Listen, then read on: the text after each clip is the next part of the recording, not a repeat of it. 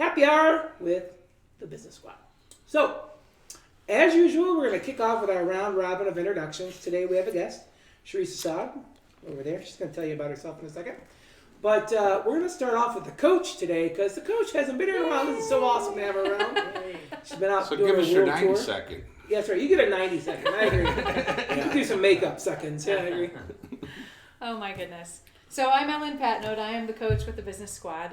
And I change people's light bulbs. So I do that with individuals. I do that with teams. Sometimes, most of the time, they're business owners or businesses that want to have me help them shift their perspective, look at it through a different lens. If they're looking at it like this, I'm looking at it like this. So it's just a way to help people shift their perspective and try something new. So how many coaches does it take to change a light bulb? It depends on which coach you call. If you call this coach, only one. Right on. All right, sir. All right. I'm James Lippens. I'm from Payroll Vault. I'm a local Business Squad payroll person.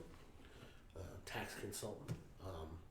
We like to offer small businesses cloud-based, personalized payroll solutions. So that's what we do. Yeah.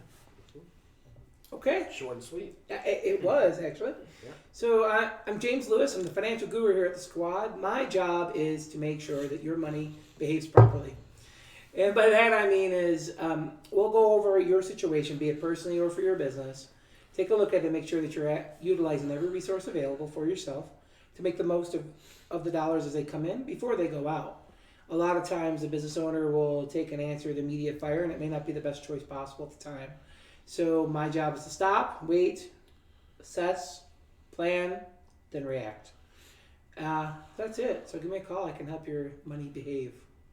I'm Ben Van Gelder, and I've been dubbed the Legal Eagle at the Business Squad, and I do business, everything from advising, consulting, contract work, regulations, compliance, all that sort of stuff.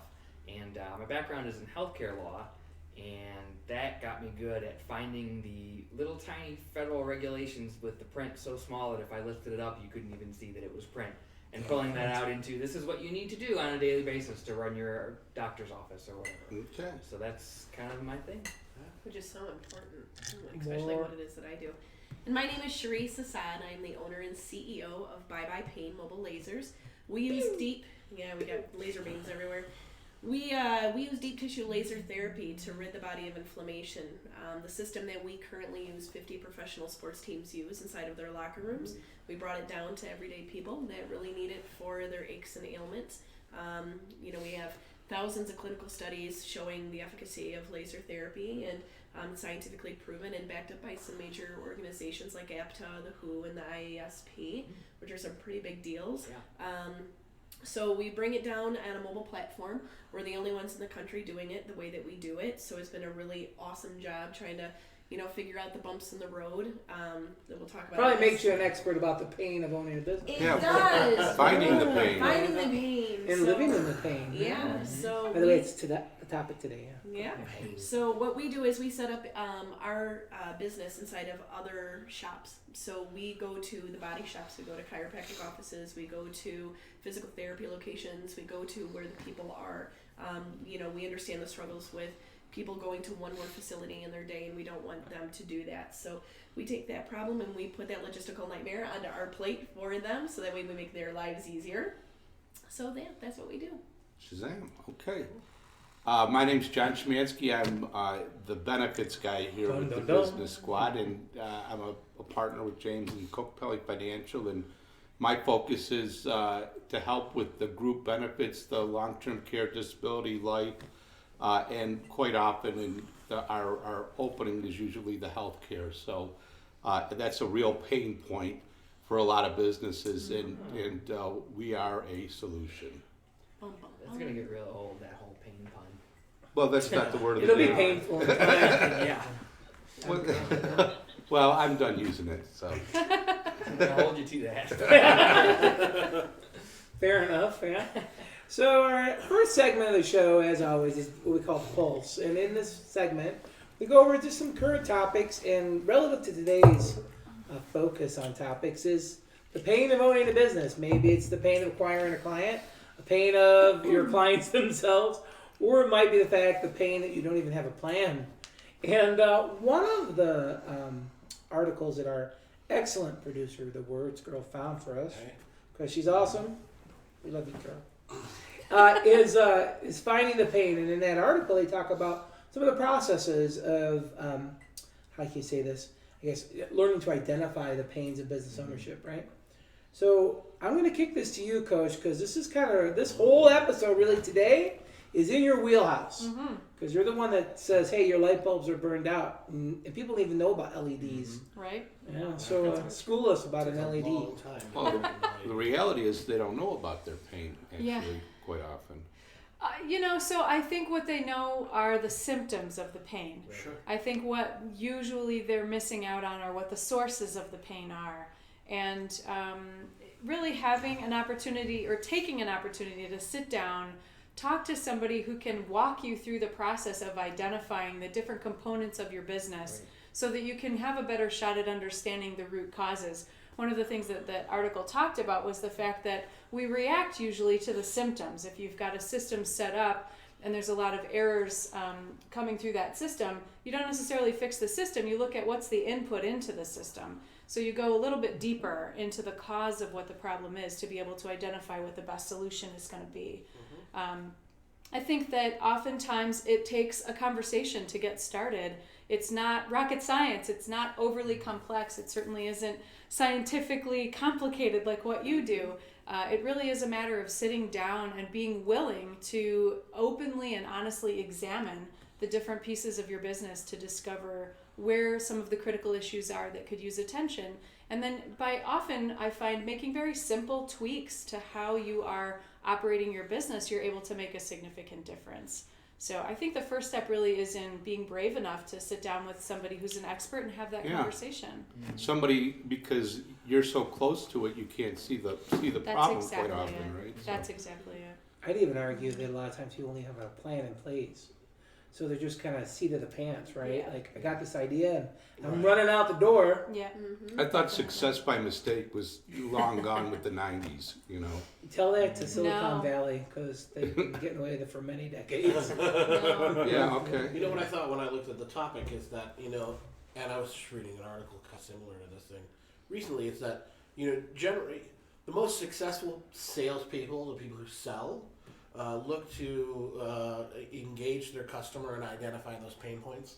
So they're not selling a product to you; they're selling a solution to your That's issue. right. They're solving Always the problem. solution selling. And so it's a big thing. So I was actually reading this article about Jordan Belfort, right? So, the guy from the Wolf of Wall Street movie. Yes. Okay, so he's a horrible person. Let me just start off with that, but that's like what their whole business was really based on.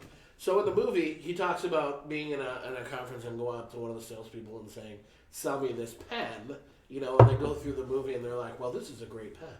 It's blue and it writes upside down and it has all these things." And so the article I was reading was, what was the actual right answer to that question? He's like, "I do this all the time, and really what I want to do is I want the person to ask me questions. So That's right. I want them to say, when was the last time you used a pen? Right. Do you like blue pens or black pens? What are you using your pen for? Do you like to sign documents? Is it a status symbol for Do you? you have a pen right now? I actually have Yeah. I have a really good pen that can install all your solutions. Yeah. Right. So it's interesting how that kind of feeds into those pain points. Yeah. So that's kind of what I was thinking when I read through the pain point. Yeah. I think it's an interesting analogy too, because with pain, it's always easier to stop. Usually, right? I mean, some things there's always pain, but if you can find a way to prevent the pain, right, from even happening, you're way better off. And I think just bouncing off of that and what you've said, we talk about symptoms, right? That's what we talk about. We don't want to only treat the symptoms. We want to figure out what the cause is for, which lack, of course, in the medical community. We're so accustomed to treating the symptoms. And I think going back off of what you said, a lot of people that I come across with aren't wanting to open the doors to you. Because you're going to pinpoint our faults, Right. and it's like you have to be very open to suggestion and to somebody who says, listen, what you're doing works, but we can make it better. And I think same thing with the health industry. You know, we say, listen, that's great, but is it working for you? Because if it's not working for you, we kind of need to change it up. A long time ago, when I was training people in the financial industry, I used to tell them, get on the pain train, because they'd have to actually pick up a phone and go, hi, Mrs. So-and-so, I'm going to talk to you about, hi, Mrs. Hello? How'd the dog answer? Hello? And they'd have to get beat on all the time. And I'm like, get on the pain train, embrace the pain. And it's business ownership's no different. Because if you run from it, it just festers. It's like a tumor. And next thing you know, it starts with this, and you're carrying it on your back, and squashes you, right? Your business, right? Dead, right? That's absolutely right. I had an early mentor who was fond of saying, back to what you were talking about with the roadmap or the plan, an early mentor of mine was fond of saying, if you don't know where you're going, any road is going to get you there. And I've just found there are so many business owners who operate their business that way. And I really think we have to get away from this idea of publicly shaming people for what they're doing wrong, whether it comes to their health care or their financials in their business, whatever it is, there's always a way to handle it. And I think that the shaming that I hear about that sometimes goes on where people are just made to feel dumb or feel like they just don't know anything. I think that's an internal thing. That's an ego thing for the business owner. You know, if I could relate to it, it's like, you know, I'm doing things wrong, but I don't want to admit it to anybody. Right. You know, God forbid I'm not going to hire somebody and bring them in here to admit all my errors. That's true, but I also run into business owners who are sort of like this when they approach the first conversation because they're expecting that dressing down. They're expecting to be sort of publicly humiliated for all of the things that they've done. What do you mean you didn't know? As a sales tactic, right? I can't As believe a it. I see sales this every tactic. day. Right. Exactly, and that's not a helpful way. No. That's not a way that supports businesses. It's not a way that helps people really determine what is that difference between what you declare you want to be building as a business owner and where you actually are or how you're behaving. Because that's the number one gap that I find is the difference between what you want and how you actually are behaving day to day. And it takes somebody with an outside perspective to just help you be able to see what that gap looks like. In your coaching, is it as simple as the goal setting, you know, or the lack of that is a huge pain point or problem for small businesses? And is it absolutely critical to have a well thought out, you know, and organized goals or So it's a complicated question, right, with a sort of complicated answer, but I'll try to keep it as streamlined as I can. I think goal setting is important, but goal setting standing alone by itself isn't going to, that and $1 will buy you a cheap cup of coffee. Right. Like it isn't by itself, goal setting means nothing. Goal setting has got to be put within a context. What is your exit strategy? What is your plan for building this business? Where are you ultimately trying to go with your business? You know, what is the bigger context within which you're going to set goals? So people can set goals all day long, and they do, and that's the problem, right? But they lack action. They're not tied to anything. They're not tied to any sort of well thought out concept of what are you really trying to build right now. And the danger that goes along with that is either you grow way too fast and you can't handle the capacity that you've taken on, or you don't grow anywhere and you shrivel and die on the vine because your goals are so disconnected from any sort of a comprehensive vision of what it is you're trying to build. So it's all got to be done within a context. Yeah. You know, and I think too, going back a little bit, like I keep getting reminded of how stark this comparison is in healthcare, because right now in physicians, there's a shift from the physicians that are sort of the dictators in the operating room or the patient's bedside. We got to do X, Y, Z. I'm going to do this. I'm going to do this. You nurse do that. You nurse do that. And they're just kind of bossing everybody around. And they're shifting that towards a more sort of communal, collaborative effort.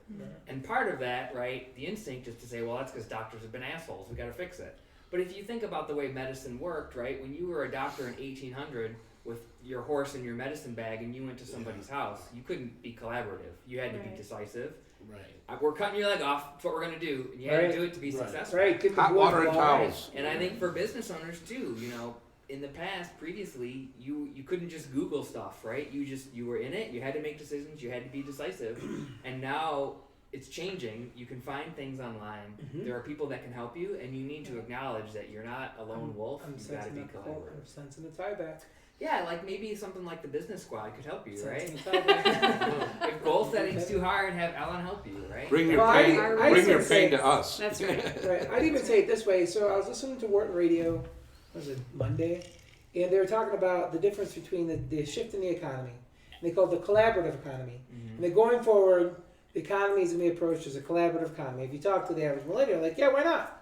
I grew up playing Xbox. I talked to everybody. We worked as a team of 6, and we took over Right. capitals, and we killed people with our guns. I'm used to working with a bunch of people to get shit done. Sounds great.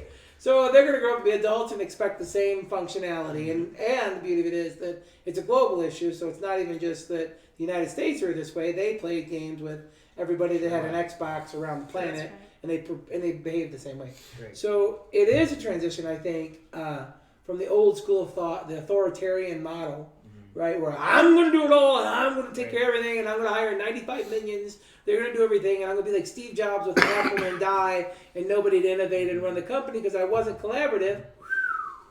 Snap. That's Yeah. interesting. So I'm going to take you Yeah. just slightly off topic here, but it still has to do with millennials, and it's Yeah. really interesting.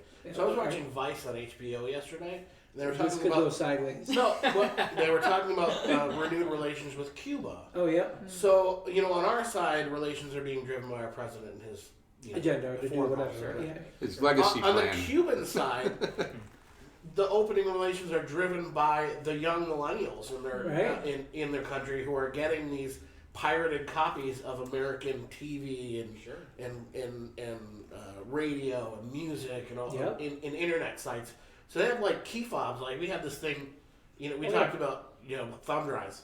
Apparently You in tied Cuba, back 2 episodes. right? Really? Apparently in Cuba, thumb drives are essentially their internet because only 2% of their yeah. populations actually have it. That makes sense. So the millennials drive change in so many ways. You have this Yeah. hardline communist country that's all about just mild oppression. Just a little. Just a little. But they're being more open to free trade and to letting Americans come Well, because You that's gotta- that's what the millennials demand in their country. Absolutely, right. And that's around the world, right? Egypt, same Yeah. issue. You can go around the world, and you can go as far back though that the cultures really drives change. Yeah. Go back to Russia, and everyone can argue that it was all of our weapons that broke Russia. It wasn't. Yeah. They got 5 years after McDonald's landed in Moscow. They're like, what are these McDonald's, Levi's things? This is cool. They said America's evil. What is all this cool stuff? They never talked about this. Right. We want some economically Levi's. We it want broke some of them, that. right? Huh? Yeah. They couldn't afford to continue. Well, what couldn't afford to continue? Russia had issues with we outspent them. That's the That's quote. the argument, but in reality, they would have just ground the people like North Korea, dude. Yeah. North Korea didn't care. They were still sucking the life out of everybody. People die, and they just keep making weapons. At the end of the day, culture won. Culture will win across this whole planet. That's why I tell people, boogie, boogie, boogie is all the evil politicians scare you, and Uba Uba News says go hide. Technology and culture will change this whole globe. It's going to, because technology is spreading culture around for people to realize it. My resources aren't limited. I don't have to go to war with you. Right. You can show me to make enough food out of my backyard. I didn't know how. This is awesome. Right. I don't have to pick up a gun to kill my neighbor. Or Score. with millennials too. I mean, Yeah, you you say know. to me like, oh well, we're having it's like, well, why wouldn't we negotiate with Cuba? Like, they're a country. Why wouldn't we Right. trade with them? All to day. me, it's like, and I'm, I was born in '87, but from my perspective, it's like, well, why wouldn't? Yeah, but the argument Sorry. Like, North Korea wants to the trade argument with is us, that why not, the human rights and oppression and No, I get that. I'm just saying that I think millennials care less about sort of, they're still people, right? And Yeah. you play Xbox with them and get them internet and all this kind of, and it's just like not, the fact that they're communist is not like a Uga Booga type thing. Right. Well, one more back time, we'll roll forward. In our previous millennial episode, if you go back and look, we have the whole thing on there. You can check it out. But our previous millennial episode, we talked about that as millennials, they will throw out everything that doesn't work. Where the boomers say, well, it's been our tradition for 997 years. Don't fucking touch it. Right. Millennials like, no way, it sucks. It's BS. Throw it out. And that's part of the problem they have in the workplace. It's part of the problem everywhere. And and they get all their cankers get all up, and the boomers like, we did forever. We're not changing. And one knows like it doesn't work. Cuba policy is a great example. You put these people in a box, you isolate them from the whole damn world. They're driving cars from 70 years ago. That's what I saw on the coverage. All I could see was these 50 Chevys and stuff driving around behind it. But they're beautiful. They're painted up nice, And colorful. the innovation that's behind the ways in which they had to Make materials survive. to be able Survive. to fix them and keep them and running keep all them these running, years. yeah. It's One more thing amazing. about Cuba. Here's Yeah. another interesting thing. Yeah, Part of this normalized relation. Cuba's been working on a lung cancer vaccine for like the last 25 years because lung cancer is like the number one killer of people in their country. Obviously, they admit You have cigars, endless cigars, right? You smoke them. Child gets a pacifier and a cigar. Like, they have these clinical trials that say like 1 out of every 4 people in Cuba get lung cancer and die, and of those people, they can save like 25% of them with their cancer vaccine. And we're importing it here, running clinical trials now. So I mean, And that's from the it's just- cigars? That's because they had such an epidemic of lung cancer, they needed to do something about it. Smoking does give you lung cancer. No, I believe that, James. I'm just saying. I mean, I just don't. I don't see the whole It's the not whole completely- population out there smoking Sure, cigars. it's not exclusively about it, but it's about quality of life. Look, I lived in Central America for a year, rural Central America, 20 years ago. And the number one thing I noticed there 20 years ago when the Dirty Dozen chemicals had been outlawed in the developed world for years, and they were still literally selling them for $0.10 a gallon down in rural Central America and using them on crops. So the rates With of DDT and stuff? Yes. Oh, shit. DDT as an example, but there's a Dirty Dozen, one of which is DDT. They were using them to spray on their crops and grow vegetation, and the rates of leukemia and cancer in those communities was off the charts. So that being a problem 20 years ago in a country that hasn't been economically sanctioned and blocked by our government in a large part of the world, I can only imagine in Cuba they must have all kinds of environmental factors contributing to that rate of disease. So now that we've been off Yeah, topic, tangent I'll over. bring us back around. And we'll talk about actually using the pain and alleviating the pain in business. And I don't know if you guys got a chance to read those articles, but one of the things they talk about using the pain as a motivator, basically, right? Get your ass off the couch, That's so to right. speak, and get Right. moving. And it's Or been pleasure. Yeah, right. Well, the carrot or the that's carrot a or the whole stick. nother- Yeah, that's a Well- different episode. No, but that's the two things that motivate people. Sticks and carrots, right? Yeah. Yeah. Fear, greed. Yeah, and you can argue that, and I agree. I don't think anybody's really. I think they're motivated a lot of times if it's the positive, it's sense of accomplishment, pride of making something or whatever. Pleasure. Right. Right. Yep. Fear and greed. They say same thing, right? Yep. One of the things that I can talk about too about that is, being in a business that doesn't have a pathway, doesn't have somebody who's a turnkey that can say, "Hey, child, you're doing this business now. This is the path you must take." You have all these hills and valleys in the business, and so one of the things is being an achiever, which is what I think one of my innate qualities is trying to overcome all of those objections. Like you said, ringing the phone calls 1,000,001 times, getting used to the pain. Walking in with just a laser on your bag to a whatever business it is that you do, but going in and educating people, this is what it is that I do. I know you've never heard of it before, but let me show you. And driving that, and part of the pain with that as well was, being a business owner, you start working in your business and not on your business because there is no pathway. There is no, listen, I don't want my girls going out on the field and doing this because I got to know if it works first, and I got to know what they're saying, and I got to know what the objections are so that I can be able to create a training process for them saying, hey, when you go out onto the field, this is some of the objections you're going to get, and this is how you overcome them. So absolutely, I think pleasure with trying to figure out and saying, yes, I finally did it, and there's the next one, and building your pot, if you will, along the way is a reward. Absolutely. I think one of the big pain points that I come across a lot in businesses is the ups and downs of the financials. That's one of the biggest challenges I think of being self-employed, even for myself, is how do you manage the ebbs and flows of income and the bottom line and the cash flow and what happens with Fairy that. dust and prayers. Yeah, right. Smoke and mirrors, or Right. just make a lot. That's right. Make so much that it doesn't matter. But if you have a $10,000 month and then you have a $1,800 month, how do you compensate and what happens in that process? So putting things in place, not only to think about the immediate bottom line cash flow part of the process, but this is what we talked about earlier, digging a little bit deeper and looking at, well, what's causing that lack of consistency in your cash flow in the first place? What does your marketing strategy look like? How are you feeding your pipeline? How are you developing your pipeline at all times so that even when business is booming and really good, you've still got other things that you're developing that are in the pipeline so that when things do slow down a little bit, you've got follow-up calls that you can make and you've got a comprehensive strategy that's working for you all the time. Some of it behind the scenes because you've automated it, and some of it you actually are, ongoingly working on it a little bit along the way. But it's all part of how that fits together and really looking at what's the deeper cause of that pain. Right. But that cash flow bottom line, that is absolutely a huge motivator, because if your bottom line shrinks too much, you can't stay in business. Right. Money talks. Money, absolutely. One of the things that I keep coming back to is, for me, if somebody's coming to me because they've got pain, it's too late. The car's wrecked and you're being sued over a contract. I can help you, but you've got to pay me, and it's going to cost you a ton of money, and it's too late. Yeah. So I struggle with, all right, how do I tell people that there's things they need to address that are not painful right now and are not going to be pleasurable to deal with, but need to be addressed? Do it the right way first.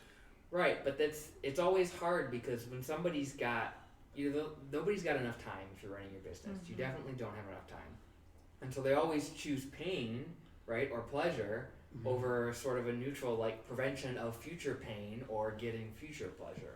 So that's a difficult, and it's not a wrong way to look at it necessarily, right? If you don't have the money to pay your groceries, that's got to be your number one concern. But I just wonder, for me, well, how do you run? It's how you run your business. Are you proactive and you plan and run your business, or do you run around putting out fires? Are you reactive? Right. So that's a really good point. And 90% of the people that are entrepreneurs are reactive. Absolutely. Because they've shot themselves right out of the gate. I got an idea, I'm going to go sell it, I'm gone. Or they're mad at a boss and they want to be self-employed. That's right, yeah. They figure it out as they go. Just jump off the ship and go. That's usually why they're entrepreneurs, and they do well with that aspect of it. But you got to grab them shortly after they leave the gate and say, okay, give me just 5 minutes of slowing down so I can help define your path that you're going to tear down. Go get them, make yourself proud.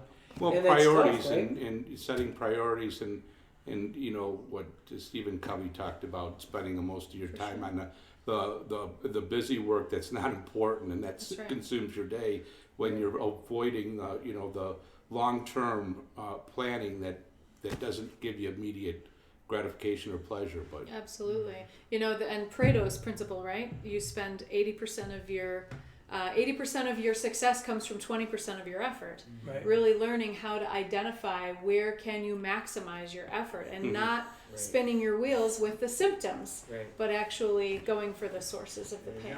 So 20 years ago, when I started my career, one of the things they first taught us based on that principle was they said, classify your book. Break your book up, your book of business. I'm like, well, what do you mean? They're like, well, do it by colors or do it by whatever. Mine was A, B, and C.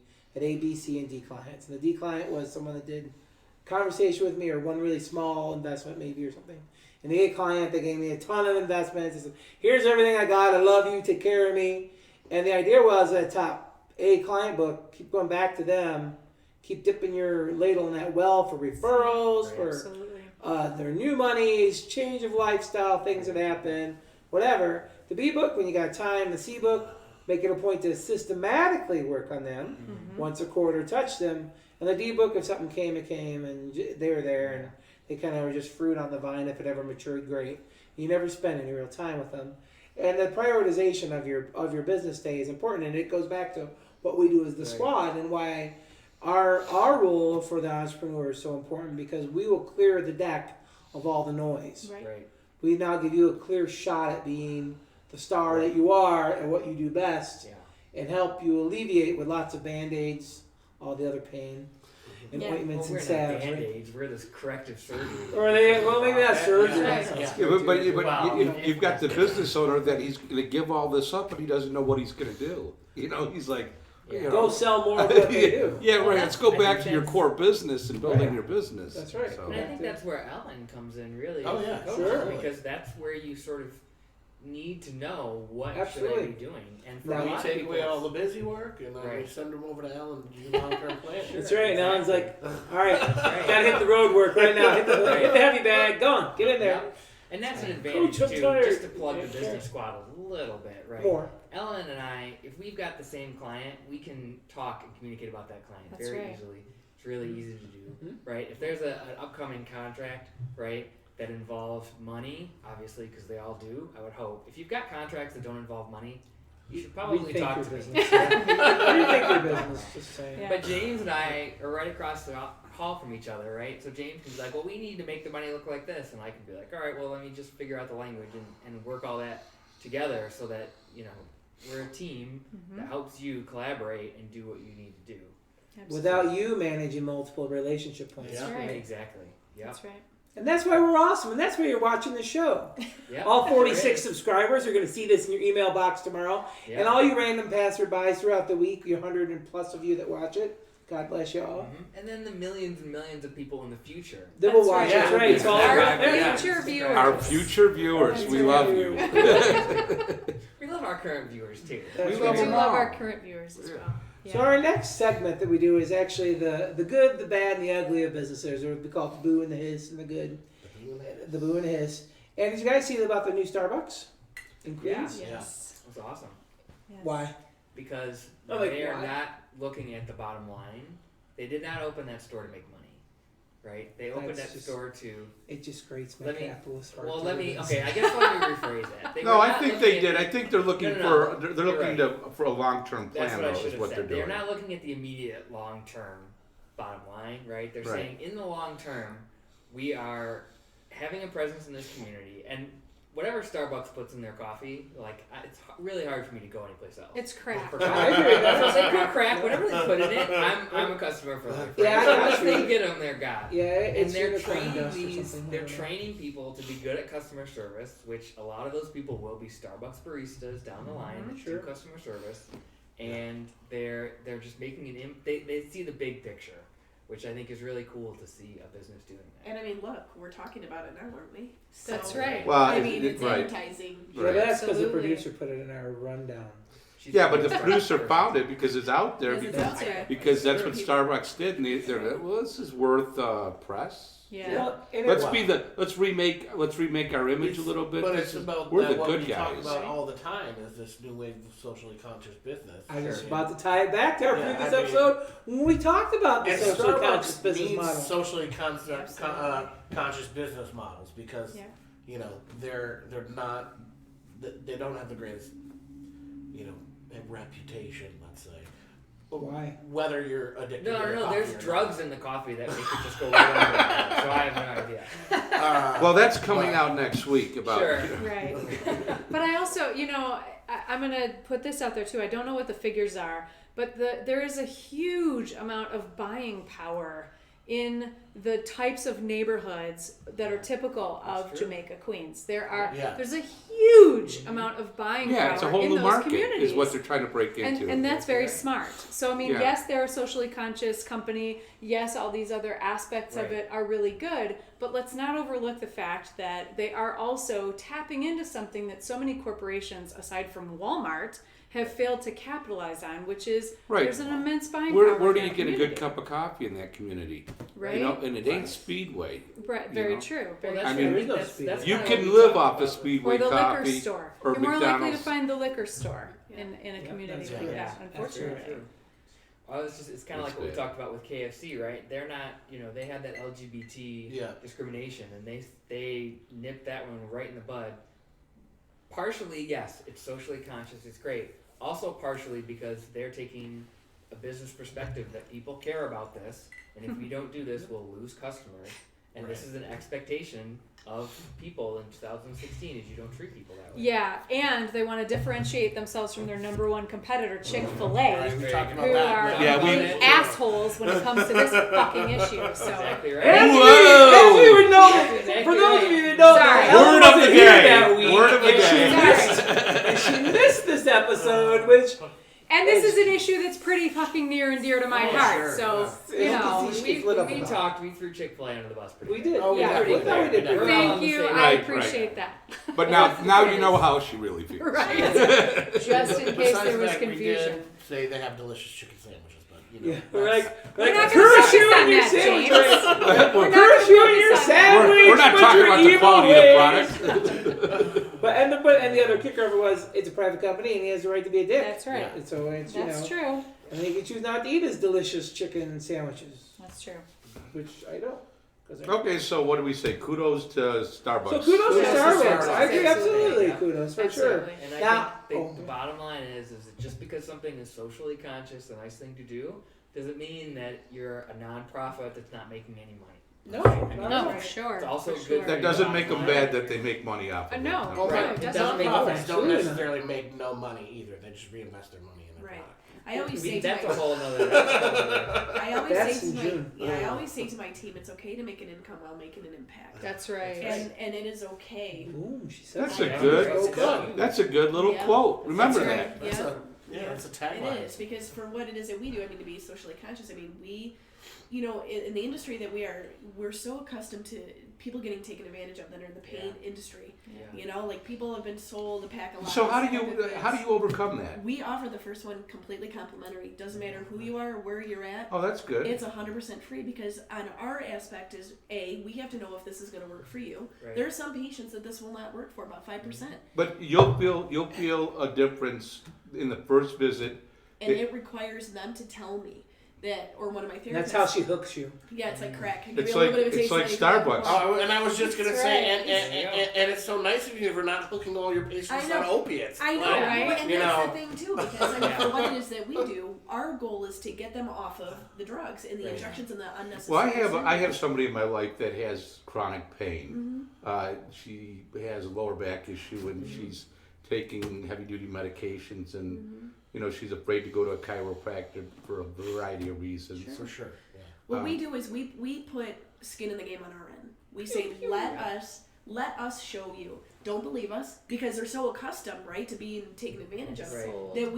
That hey, listen, you know, try 12 of them and then you'll feel a difference. Yeah. Versus if you don't feel something. Oh, that on the makes me first feel time- real good about what you're doing. Right. So if they don't see it right then and there, we don't take them. I had a lady come in and she said, you know, this is my issue. We tried, it didn't work. And she said, well, when do I come back in next? And I said, you know what? I don't know. It's not working for you. So I gave her a second one for free, because I wasn't for sure. Is it something that she had? When the second time didn't work, I said, I can't take you. She was willing to give me the money. And I said, Right. that's stealing. Yeah. That's Yeah. stealing Yeah. somebody's money. Just like what kind of relief can they expect? You know, does it last a week? Does it last a month? Each person's so different, and it depends on a lot of Scar variables. tissue and Yeah, it depends on a lot of variables. What we do is we go through that. There are no shades of gray. We say, listen, the biggest thing that you can do is communicate to us. When does it come back? The machines are set up for certain protocols, right? But that doesn't mean that that's the best protocol for that person.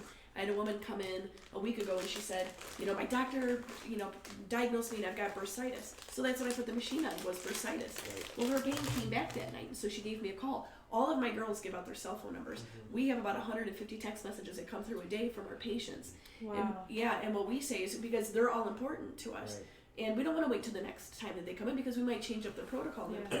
So when she called me and she said, hey, it came back later that night. I said, you know what? I bet you I put it on a different protocol. I'm not saying that you don't have bursitis, but Right. each person's different.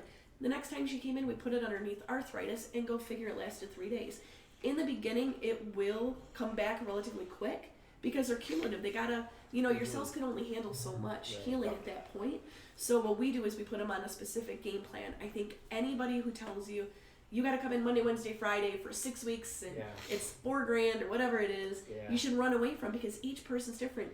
when it Do you- comes to lifestyle. Does traditional insurance doesn't cover this? It does. It just It does. And we don't bill directly because we want to keep the cost low. Again, keep it in mind the patient care. We would rather treat 100 people for $1, than one person for $100. So what we do is we help them fill out their insurance forms. We say, listen, bring up your reimbursement form. We'll help you pull it in the CPT billing code. We'll help you with that. We've seen Priority Health and Blue Cross Blue Shield cover $18 to $22 a treatment.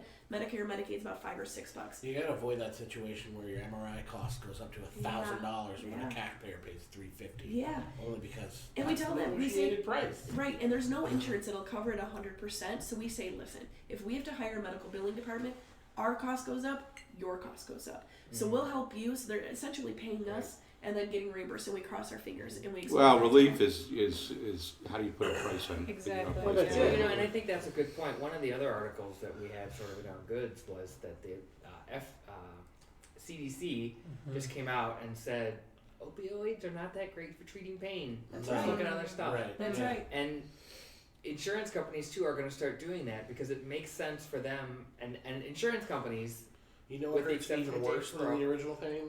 The withdrawal you get after you're hooked on them. sure, I or mean, the seriously? surgery, right? I mean, Right, there's a lot of yeah. a lot of injuries that need surgery because they get too painful, and if you can keep the pain down, you avoid Just surgery. remind me, I got at least 2 people that I think you could help. It's a gift of life. We always say, take our free treatment cards.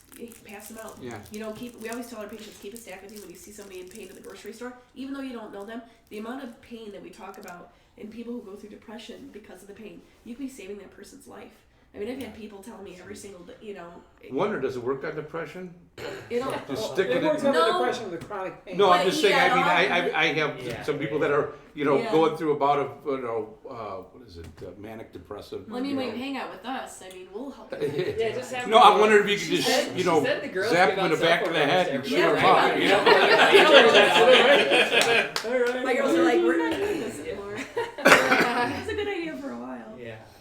And I could speak personally. I've used her services when I injured my back, and it helped a lot. So, but it wasn't instant either. She's like, "Okay, feeling like no."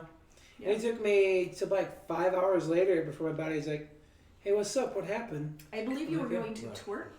Was I did go twerking. Yeah, the I next think it was day. going to go twerk. I made him twerk. Dropped it like it was hot. If that's not a testimonial, I don't Twerk? know what is. Yeah. Look We'll it have up a on video YouTube. of that Yeah. later. Yeah, right. Yeah. No. Not me. We might have a volunteer here, but it's not me. No. But I want to also Then throw in. I'd have to go see you if I tried that. I'll videotape it. right. And we're walking. And also this week, I want to throw in, it wasn't on our rundown, but Tesla, man, he released the new car. Did he? Yeah, today. The $35,000 Wonder car, 200 plus miles per charge, Really? 35 grand, zoom, zoom, zoom. And depending on your state, for those How's of it you that look? Is believe it pretty it slick? looks like all those others, too. It looks beautiful. It's just a beautiful four-door car. Unfortunately, you can't buy them in the state of Michigan. You cannot. The state of Michigan has banned them. You're not allowed to buy them here. What?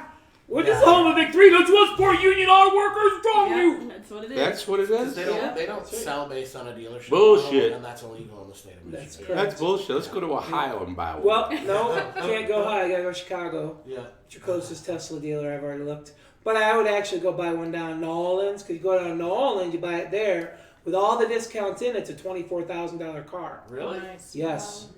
So how do you get it And upgraded? you just charge your... do You just drive do you have to, You take a no, big no, extension cord. you drive it up every- here, but it goes 200 miles, every and then you got to roadside stop stop. and plug it in somewhere. Where That's correct. Is it like a house plug? Well, it's You know? I don't Honestly, know, though, you actually. can probably get the car shipped up here for pretty cheap. Yeah, I was gonna say, I just put it on the back of our client's Yeah. truck, and he'll haul it up for you. You Okay. give him $1,000 and bring it to your doorstep, or $500 or whatever. It'd be good hauled up. But yeah, they've got, because incentives. The state of Louisiana gives you $8,000 in incentives to buy an electric car. Wow. How are they? Income tax No or incentives from the state of Louisiana. They give you back like $8 grand. serious rebates? You buy in the state So of you got to buy Louisiana a car through a dealer in the state of Michigan. That's the issue, and they won't allow well, dealers. right, that's Dealerships in the state of That's Michigan. correct. That's how they They do don't it. allow their dealer type model in the state of Michigan Yeah, Right. okay. because of the big three auto companies. Because it's model. direct. It's not. Yeah. It's not a subsidized model. So in Michigan, the model somebody buys a dealership, They negotiate a deal with the manufacturers. Tesla's like, yeah, I don't want all that. I open up the dealerships. I own the dealerships. They're going to sell the way I want to sell. You're an employee of Tesla Motors. You go sell my cars. There's no middleman. Which is interesting because Ford, Chrysler, and GM all own their own dealerships, but They, in the state of Michigan. but that right. But it's a not different state- wing. It's a different Not in the state of department. No, they own dealerships in the state of Michigan. Oh, see, I didn't know that. They own a ton of dealerships in Yeah. the state of Michigan. It's Oh, probably yeah, just yeah. not direct. It's Yeah. throughout It has the to be. different Yeah, corporate it Oh, has yeah, to be. it's Yeah, Has to Tesla's be. just said, you know what, work hard, good enough. We're not playing your game. Yeah, we We're don't gonna need sell to. it in New Orleans, and people are gonna drive down. Yeah, we're going to sell Chicago, and they got apparently I'm buying my New next York, car and- in Orleans. Nolans. Let's go down We're there. slaughtering it for those of you in New Orleans. Sorry, they call it Nolans, and it sounds all mutilated. We're just trying to bond. Always wanted to- We're just trying to bond because, you know, if you ever been to New Orleans, you know why. Bonding is good. That's right. That's New Orleans right. is a fantastic place. It's smart on Louisiana's part. It's like Delaware. You form a corporation, you want to go to Delaware. Oh, they yeah. have laws. That's Now tax it's like, laws. oh, well, let's buy a Tesla. I want one of those cars though. You know, it's affordable now. That's kind of like that's in reach. Thank Yeah. God. Well, I mean, just to back tag to New Orleans and Louisiana, they also have the car that we talked about last week down there, the $6,800 Road Warrior Mad car, right? That also is being built in New Orleans. Oh, the ELO. Yeah, it's down in, Louisiana, yeah. It's in Louisiana. So I wonder what the waiting period is for one of these now that they've just come out with it. They've released it. They said it's like you 10 won't see years one or until something. 2017. Yeah. You're on the list to buy it, but you're gonna get it until 2017, February or something. So to get it, so they opened it today on sale. You put $1,000 down, and then in 2017 you actually buy it because they got to produce. So Was that the $1,000. ELO that you're talking No, about? I'm talking about the Tesla. Tesla. You said you want a Tesla, Wow, right? yeah. The ELO, right? Yeah. Yeah, the ELO. No, they'll take Time to go forever. put Well, $1,000 down. he's having now. Is he having pain? You know, and you know he's got demand that's I don't way think out, Elon Musk out has that much outstripping pain his at ability to. all, you know? Yeah, I mean, I would Media. ask His the brain question curve's about. gone way past. Like he's built that part, and he's like Yeah. moved on, and it's the next thing. Yeah. Like he's just. I would ask the question about what his, how is he set up to handle the demand?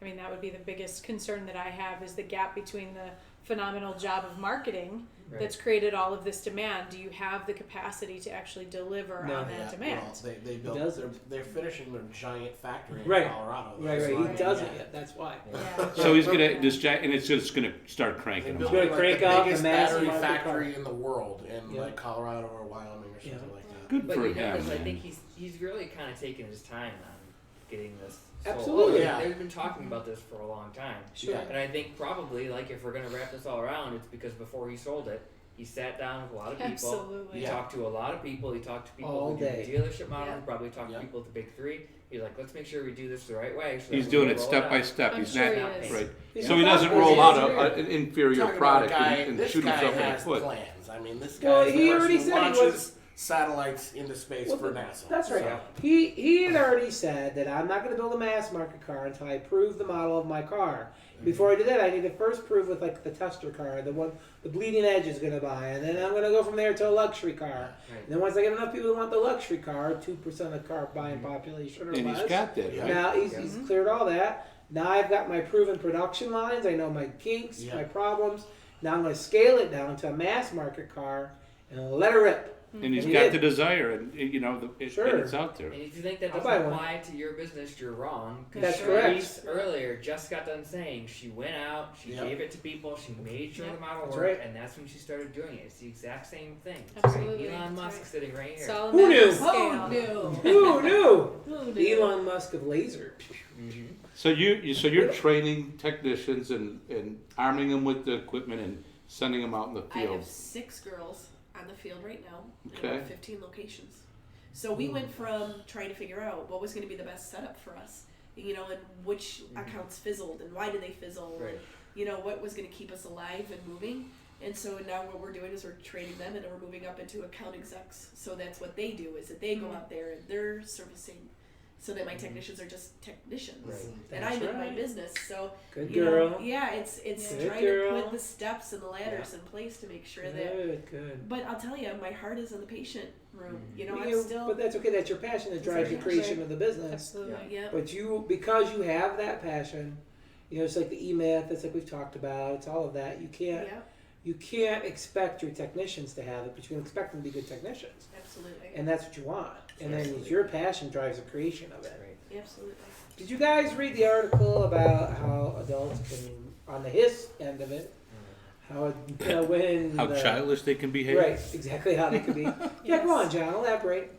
I thought it was disgusting, that adults, overtook the Pez Factory's Easter egg hunt or whatever and ruined it for the kids and left little kids crying with broken baskets, because they're racing out there to get eggs for their own For kids, their I own guess, kids. or let the kids go out there, organized, but they broke the rules and they ruined it for everybody. So now Pez will not be doing that any longer. And this is so sad. So as somebody who has school age kids, I'm sure you can chime in on this as well. You got 1 or 9. This is like this is such a symptom of the way in which we are parenting our kids these days. I have a child in middle school, in his first year of middle school right now. He'd be mortified if he saw this show and saw that I was talking about him, so I won't name him Sam. But anyway, my child is learning the hard way the importance of taking responsibility for his actions. He's made some very interesting choices in the past few weeks around doing homework, delivering assignments on time, being more social, etc. And so there are so many parents I know who look at me and say, why aren't you helping him? Why aren't you going in, talking to the teachers, getting his assignments, going into power school, making sure he's on top of it? Because that's not my fucking job. Yeah. My job That's his job. my She's job got is to yeah. say, you know what? I will love you no matter how you turn out in this world. So- His job is to decide whether or not he's going to take responsibility for getting his act together. That's true. So pain is a good thing? No, I mean, You know- Well, wait a minute. Now, let me Pain- pain is a good thing Yes. in business and Sometimes, in for sure, child rearing because that's how we learn, Yes, right? but John, I am helping him understand the pain that he experiences and how he wants to deal with it as a 6th grader in the safety and loving embrace of my home. Oh no! versus right. Right. You know, kicking him out because in the world to and figure it here's out on his the own. problem is you support them, you catch them, you so Yes. they avoid that pain, and then they get to 18, 21, they get out in the real world, They have and no they get crash, idea what to and they do. crash So in let's the right. big bring it world, back to this and it's actual Or really they live in bad. your basement Right. until they're 30. You know, let's bring it back to the article Yeah. a little bit. All these parents going out and grabbing these eggs, right? Right. I'm I was very getting there, torn on James. this. Okay, I did an Easter egg hunt with my son at a family member's You're that house, parent? and there were some other, mildly related kids there who were like distant cousins and stuff like that. And all that. Right. He's not gonna own up to him right now. And the family we were at, they ended up putting a little cash on some of the eggs. Right? Oh, So Oh boy. my son was running around and got all these eggs, and he was so happy. And he opened one of them, and he had a $5 bill, and he's going through the rest of them. And he's like, at the end, he's like, "Where's my $5 bill?" And the kid next to him's like, "Oh, I found the $5 bill over there. It's right here. I got it. I got $13." And my son's like, "That was my $5 bill. Can I have it back, please?" And the kid was like, "No, I found it. It's mine." And my son was just devastated by this. And he's like, "Please, can I have it back?" And I'm like, "It's okay, man. Don't worry about it. We'll handle it." And, so I talked him down from this devastated position. And later on, I felt really bad about it. Because I felt like I should have been sticking up for my son, and I should have made this kid give back, what he had taken from him. And I didn't let him stick up for himself. I know. for himself. I get It's a torn real. out of that. I get torn it's because. it's one of those situations, Oh, He's I would- 8. I Well, would- here, your I kid would've learned that this is the real world that we Yeah. live in. That's I would've kind of got- shitty. I would have gotten him to be like, okay, you can either make the right decision right now on your own and give it back. You got 2 seconds to think about this, or if not, I'm gonna go to mommy. So you got 2 seconds. Well, yeah, I don't really like his parents. But anyway, I can turn and around then and afterwards take the 5 kid bucks was Because the out of parents my would be pocket. like, Right. so I you got found it. What's the big $13. deal? I got $13, and I'm just like, Right, he's running his mouth all like Yeah. whatever.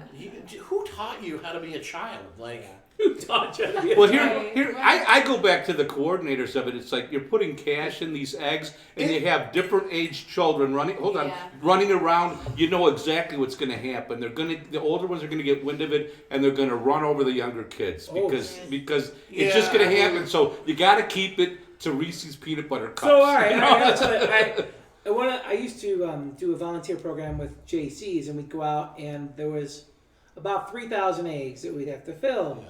Which, just for the record, filling 3,000 plastic eggs It's not fun. fucking sucked. That being said, Easter's overrated. yeah, that being said, so it was a free event, and you'd get all these kids would line up, and you get all these parents would line up with kids. So you had the helicopter parent pulling on their kid like a dangling strap on, Right. running along, and they might as well have like a vacuum sucking eggs, and you've got like the 14-year-old kid, which shame on you, parent, all of you that brought your 14-year-old kid when it said Right. clearly 10 years old. Apparently you failed reading. So they bring the 14-year-old kid shows up, and he's like, bam, bam, check, stomping the 8-year-old kid in the ground. Mass chaos. I personally think those whole things, it's an invitation to just some of the worst stuff in humanity. Just like it is the kids' version of Black Friday. That's right. In a store. It is not much different, I swear to God. Right. Watch those Walmart Black. I'm like, dude, it's a TV. Right. Holy shit, you just stepped on a grandma. Right. That grandma's gonna make the turkey. Some Yeah. families without turkey, you for a TV. Oh my God. Save Like, you know, $37. right, oh my God, right? It's candy. It's an No, egg. Black Friday's It's a after Pez. Thanksgiving, so. Right, yeah, right. Right. Right, Grandma's Screw- job's done. So So So screw it's her. okay. She's got a month to heal before Christmas. She'll be all right. Rub some dirt on it, Grandma. All right. No, I get it, but that's the world we live in, and we can't. Too bad we're not all on the same sheet of music about raising when our you're- kids to love and when you're respect an each adult, other. There are You know? realities to this world that you have to deal with, and when you're a child, there are things that you should allow your children to be, exposed to, and things that you should shelter them from. I can. And I chose to in the College moment. flag on the field. Yeah, well, I'm just saying, And we're walking. All right. Yeah, In the that's name of fine. time. And we're walking. All right, I'm going to actually clip a couple segments because we've walked past them. Many times. And I'm going to go actually into the tip of the week. So this is the part where everyone gives their tip of the week for the viewer, what they want them to as a takeaway to have. And we'll start out going opposite of last time. John, your tip of the week for the viewer. I brought one. I got one. Look at you. And I wrote it down so I didn't get it wrong. But you know what? It's when planning your retirement, and when you're planning your retirement or to leave your business or career, you need to plan for why you're leaving. What are you leaving it for? You need to have a plan. The quote was, "Successful second acts don't happen by accident." And then the advice was to find your passion. Really, because the sad story is, Dad retired after 30 years and didn't have anything to do and ended up dying, a couple years later. Yep. Find your passion and make the transition, transition for a reason, not just because you're 65, Right. Right. Yeah. so. Oh, me. Yes, young lady. Yeah, tip. For Well, the customer, or the for- client, or whoever. Well, one thing that I have to say is we talked a lot about how it relates back to my business, but we talk about symptoms. And in our business, it's not about just when the symptoms happen coming to see me. It's about seeing and taking care of your life, taking care of your business, taking apart everything that you have and maintaining it. Being proactive, like you mentioned earlier. Not a lot of people can afford to take 6 weeks off because of a surgery because they failed to recognize the symptoms, failed to take care of it ahead of time. So for them to come see me, it's great for them to come, and when we'll definitely be there when they have a catalyst event. They drop their pencil, they go to pick it up, and definitely come see me. But before that, if you have an active lifestyle, that your job, you sit at a desk 8 hours a day, or you're driving 8 hours a day, or whatever it is that's physically hurting you, come in and see and take care of your health and maintenance and wellness side of things before it becomes an issue. Before An you ounce can't of handle prevention is it. worth a pound of cure. Prevention We is said the way to that go. the other day. I didn't say we? it I say it all the time. I would say it all the Yeah. time. Yeah, but it's cheaper that way to do it than versus taking all of that time out. So we're there for you that way. Yeah. Thank you, Yeah. Great. That's Counselor. exactly right. Well, Sherise pretty much took mine, but I'm just gonna Sorry. tie. No, that's fine. You're the guest. I can think on my feet. I went to law school, right? Right. I'm just gonna tie that in and say it's your contracts, right? If you ever sign something with somebody, review it sooner rather than later by somebody who knows what they're doing, right? Don't copy and paste Google templates or whatever. If you don't understand it, there's a problem. And if you don't go through and talk about it with them, there's a problem. Because every relationship has pain points, right? If you've addressed it ahead of time, you've figured out how it's going to work out in the contract, all that, then you smooth right over it. If you don't, you got to argue about interpreting it. Best case scenario, right? You go your separate ways and you just break the relationship. And then absolute worst case scenario is $1 million lawsuit where I make money, but you don't. I have a quick question for you. Have you ever actually read the Apple user agreement? No. Mr. Contract? I haven't. And you know what? There are court cases that say that because nobody reads it and Apple knows nobody reads it, it's not actually binding. Really?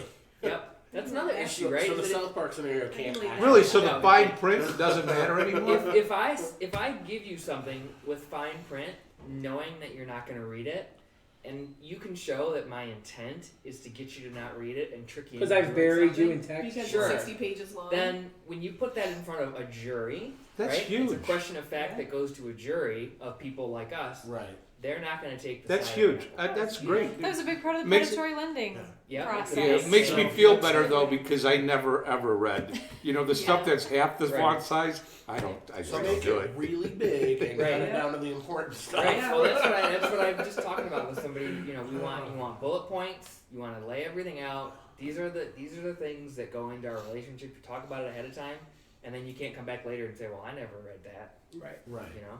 So My tip of the week for you, the faithful viewer out there in cyberspace that we love so much, it's pretty simple. Financial chaos creates ruin, so avoid it. It's real simple to avoid the financial pain. Plan for it. So I'll quote my beautiful wife. Fail to plan, plan to fail. Pretty simple. Tattoo it on yourself, put it on the She's wall. the one that came up with hang, that? hang it over your desk. yeah. I don't care where you got to put it because it will be the ruin of you. And it doesn't mean just your finances. It means your direction for your business. It means your direction for life. It means your direction for everything. Because yes, you can be a leaf on the river, but you could be a leaf on the river with a plan, or you can be a leaf on the river that doesn't know what the hell's going on. Right. That's right. I recommend having the plan because then you got plan B, C, Yeah. D, E, F. Holy crap, I invented whole new letters. I don't even know where I'm going because I've got so many plans on my Right. plans to cover myself in case things go sideways. Yeah. That's my advice for the week. What Thanks for was listening. that you said? Without a destination, any road will get you there. If or you don't know something? where you're going, any path's going to take you. I love That's that. right. That's pretty good. Sir? Okay, so here's a good one. This is more compliance related. It's a new thing that's happening here in the state of Michigan that most people probably don't know about. At the end of February, the Department of Labor in the state of Michigan, They're our friends. Laura, yeah, great friends. They're our friends. They're awesome. Absolutely, absolutely. Okay. They released I didn't know that. a new form and regulation that you're required to fill out and give to every employee that you fire in your business. And if you don't do it, it's a $10 fine. Bam! So How about that? yeah, Well, it's only $10. Thank God. Yeah, I but- was scared for a Well, that minute. could add Yeah, up, but though. that opens I the know, door. I know, but Yeah. usually they're $100 a day for 365 days a year. So I haven't looked in a couple of days. There actually might be a carrying component to that, but it's at least $10 per occurrence. That's so nice of them. And I'm pretty sure most people don't know about it at this Oh, no. point. That's so, because they're looking out for us, though. yeah, but we include it with our labor posters when we hand it out to people, so that you have a copy you can post, and Yeah. I'll tell you where the links are. You can print them off whenever you have someone. The last thing you want to have to do as a business owner is just check the Lara website periodically to Yeah. see if there's anything new. Yeah, no, that's Not like fun. a walking through a quagmire. All right, Coach, you get to close us out with All this right, segment. you know what? I'm gonna go with what Sherise said. Actually, an ounce of prevention is worth a pound of cure. I really think that it's so critical when you're in a business to take the time to step back and understand what is the big picture, where are you trying to go, what is it that you're wanting to build, how are you going to exit from it. How can you make sure that all of your ducks within it are in a row? That's what you use us Damn for. ducks.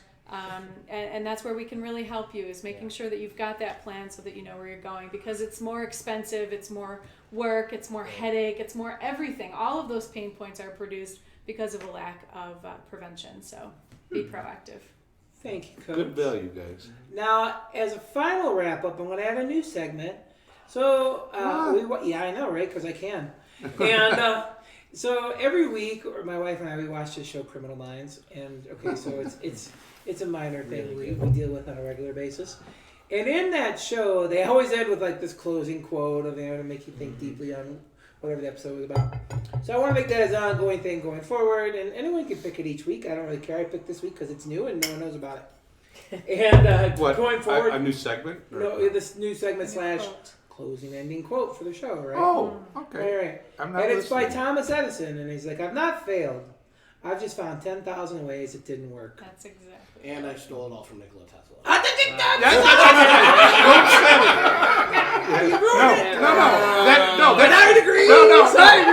No, that's just one of the things that worked. That's right. That's true, exactly. And he failed all his. He's like, oh, but this guy Tesla's got a great idea. I'm calling dibs on the next. That's fine. We got the next one. Yeah. With that being said, everybody out there in cyberspace, we love you. Thanks for watching. Come back next week. Next week, and for the rest of the next month, we're going to do Futurepreneurs. That's right. It's my word. It's my Sniglet word. Sniglet for all you old Look people. it up. Look up Futurepreneur. You'll find no definition I'm aware of. But next week and the weeks thereafter, for the month of April, it's all Futurepreneurs. And every month, going after, we're going to have a theme. So you'll catch that up on our website.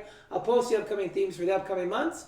But for the month of April, it's all about people who do food, know food, love food, and make food a livelihood. I like food. I'm thinking it's going to be a good month.